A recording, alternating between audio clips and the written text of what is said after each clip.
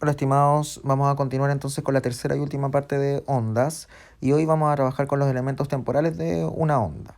Entonces, uno de los primeros elementos que nosotros vamos a trabajar es el periodo. Cuando hablamos de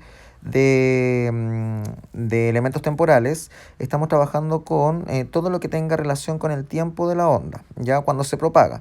Entonces, en este primer elemento nosotros tenemos el periodo y el periodo representa básicamente el tiempo en el que se completa una oscilación. Es una magnitud que nos permite poder definir cuánto es el tiempo que se va a completar esta oscilación, como les decía, y cada vez que se vaya completando una oscilación va a demorar ese mismo tiempo. Ya si la onda es periódica, quiere decir que cada oscilación se va a completar en el mismo intervalo de tiempo. La primera oscilación, por ejemplo, pueden ser 3 segundos, la segunda oscilación llegaría a 6, etcétera. ¿Ya? En ese ejemplo que tenemos ahí, fíjense que en el gráfico ahora el eje X ya no se mide en metros, sino que está midiendo en segundos, por lo tanto, ahora estamos midiendo elementos que tengan relación con el tiempo. En ese caso en particular, fíjense que la oscilación comienza en el tiempo cero y cuando se completa la primera oscilación es en el segundo 8, por lo tanto el periodo, en ese caso de esa onda, sería 8 segundos, porque la unidad de medida en el Sistema Internacional del Periodo es el segundo. Por otro lado, también podemos medir la frecuencia de la oscilación. ¿Qué quiere decir eso? Que la frecuencia es el número de oscilaciones que se completan por unidad de tiempo. Es decir, si yo estoy moviendo el péndulo, ahí yo podría contar cuántas son las oscilaciones que realizo en cierto periodo de tiempo, ¿ya? Ahora, en este caso en particular, en el mismo ejemplo, si tomamos como referencia la unidad de tiempo, en este caso que es un segundo, podemos ver que solamente se alcanza a completar una octava parte de la oscilación completa. ¿Ya? Entonces no alcanzo a realizar la oscilación completa en un segundo y ahí yo podría determinar o decir que la frecuencia es un octavo y su unidad de medida que es el Hertz. ¿Ya? Ahora, ¿de dónde proviene esa unidad de medida que es el Hertz? Si nosotros analizamos en este caso alguna ecuación que nos permita poder determinar la frecuencia, veamos en este caso que la frecuencia, como había dicho anteriormente, corresponde al número de oscilaciones en unidad de tiempo. ¿Ya? Entonces, de esa forma nosotros la podemos determinar. ¿Ya? Si yo puedo tomar el tiempo total incluso y contar la cantidad de oscilaciones que realiza. ¿Ya? En este caso podemos ver que las oscilaciones no es una unidad de medida propiamente tal, sino que nosotros las contamos y el tiempo se mide en segundos. Eso equivalente al segundo a la menos uno y un segundo a la menos uno equivale a un hertz.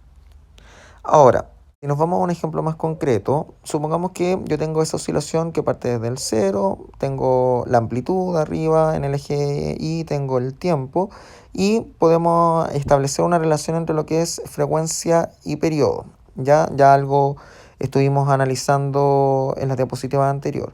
La frecuencia y el periodo, si nosotros la multiplicamos, nos tiene que dar como resultado 1. ¿Qué quiere decir eso? Que ambas magnitudes son inversamente proporcionales. Si una aumenta en una cantidad, la otra va a disminuir en la misma cantidad. Y de ahí se desprenden dos ecuaciones que nosotros podemos utilizar también si tenemos la información de una o la otra. Que la frecuencia es la inversa del periodo y el periodo es la inversa de la frecuencia. Ahora, en ese ejemplo concreto que nosotros tenemos ahí, podemos calcular inmediatamente el periodo, que una oscilación que vendría siendo el tiempo en el que se completan las oscilaciones. En este caso tenemos solamente una oscilación, por lo tanto el tiempo que lleva son 8 segundos y se completa solamente una oscilación, por lo tanto el periodo en este caso son los 8 segundos. Es muy similar al ejemplo que estaba en el otro lado, ¿sí? Sino que para que se den cuenta ahora cómo podemos utilizar las ecuaciones.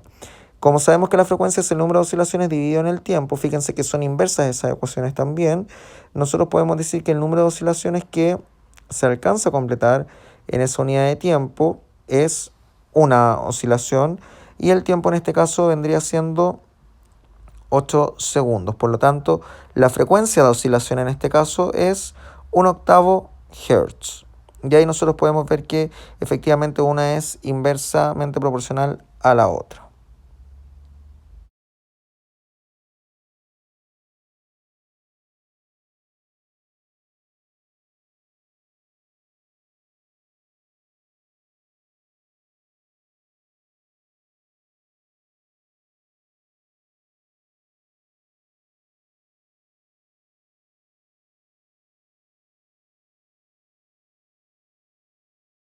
otro lado, si nosotros analizamos la propagación de la onda, vamos a ver y mezclamos los elementos espaciales con los temporales, vamos a ver que la onda va a tener una cierta rapidez de propagación.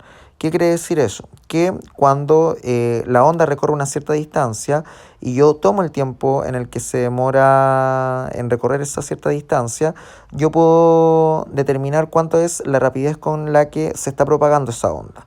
Entonces, supongamos que yo tengo acá dos puntos A y B y tengo una onda que se está propagando.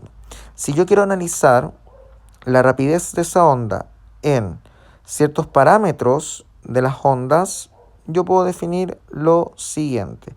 Primero, la rapidez se determina como la distancia recorrida en el tiempo en el que lo hace, ¿cierto? Nosotros acá tenemos que tener ojo porque ahí estamos hablando de parámetros generales. Si yo hablo en parámetros ahora de las ondas, la idea es poder llevar esa misma ecuación a los elementos de la onda que nosotros hemos trabajado hasta el día de hoy. En este caso, la distancia que recorre esa oscilación vendría siendo la longitud de onda, que es una sola, y el tiempo en el que lo hace es el periodo porque estamos hablando de una sola oscilación. Sabemos que el periodo y la frecuencia son inversos, por lo tanto, yo podría escribir la ecuación de rapidez como longitud de onda dividido en periodo o longitud de onda multiplicado por la frecuencia. Ambas formas son, las tres formas, perdón, son completamente válidas. Y en ambos casos, la unidad de medida es metros partido por segundo en el sistema internacional. Ahora, ¿qué pasa con el Hertz?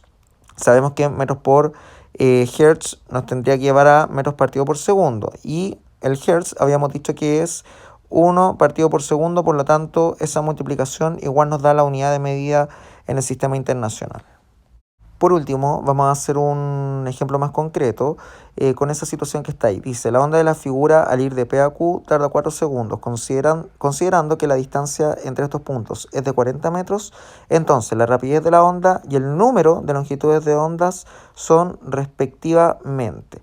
Ahora, ahí tenemos la situación y vamos a analizar lo que nos están pidiendo. Entonces sabemos que la rapidez de propagación la podemos determinar como la distancia que recorrió la onda desde el punto P al punto Q dividido en el tiempo que se demoró en recorrer esos dos puntos. Sabemos que la distancia en este caso son 40 metros y el tiempo corresponde en este caso a los 4 segundos. Si hacemos esa división, nos da los 10 metros partido por segundo como rapidez de propagación. ¿Qué quiere decir eso? Que la onda por cada segundo que vaya pasando va a ir recorriendo 10 metros. Si utilizamos las otras ecuaciones, habíamos dicho que la longitud de onda dividido en el periodo nos iba a dar, en este caso, también la rapidez. Ahí contamos 4 oscilaciones, por lo tanto, si yo quiero determinar la longitud de onda y el periodo por separado, nos deberían llevar al mismo resultado que nosotros tuvimos. Eran 4 oscilaciones, por lo tanto la longitud de onda son los 40 metros que recorrió dividido en esas 4 oscilaciones, por lo tanto una oscilación mide 10 metros, es decir, su longitud de onda son de 10 metros y el periodo fueron los 4 segundos que se demoró en recorrer esa distancia y completando 4 oscilaciones, por lo tanto cada oscilación se completa en un segundo. Si llevamos eso a la ecuación, la longitud de onda son los 10 metros, dividido en un segundo, por lo tanto, la rapidez de propagación son los 10 metros partido por segundo. Por lo tanto, con esa información nosotros podemos tomar distintos caminos y deberíamos llegar a lo mismo. Finalmente, ¿por qué las ondas disminuyen su amplitud? Nosotros habíamos visto algunas situaciones en las que si teníamos una cubeta con agua y generábamos una onda, la onda en algún momento se iba a disipar, iba a ir disminuyendo hasta que iba a, entre comillas, desaparecer, ¿cierto? Lo que pasa ahí es que nosotros cuando vemos ese tipo de onda y vemos que la onda va desapareciendo, quiere decir que a lo largo del tiempo va a ir disminuyendo su amplitud. ¿Y qué quiere decir eso? Que nosotros asociamos la amplitud, en este caso de la onda, a la energía de propagación que lleva. ¿Qué quiere decir? Que si está disminuyendo su amplitud es porque está disminuyendo su energía y la está transformando en otro tipo de energía, pero ya la onda va a dejar de propagarse. Entonces, cuando nosotros vemos una onda que va disminuyendo su amplitud es porque está disipando su energía.